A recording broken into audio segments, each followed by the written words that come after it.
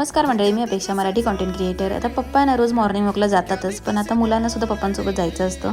पण पिल्लू दिदी झोपली होती आणि रियांश उठला होता. मग रियांशचं चाललं होतं हा नाही, पण नंतर पिल्लू दिदी पण उठली आणि मग त्या दोघांचं असं झालं की आता आम्ही चाललोय.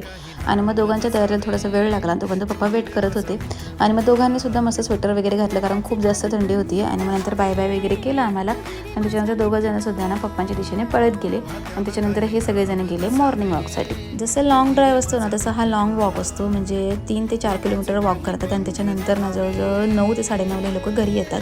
आणि बघा छानपैकी नारळ लागले होते झाडांना. कपलिंगची यात्रा नाही ह्यावेळेस थोडी लवकर आली होती, म्हणजेच ना नवीन वर्षाच्या दरम्यानच आली होती. आणि त्याच्यामुळेच ना नवीन वर्ष असल्यामुळे ना खूप छान असं सुंदर ब्लेसिंग्स वगैरे घेण्यासाठी ना आम्ही गेलो होतो मंदिरामध्ये.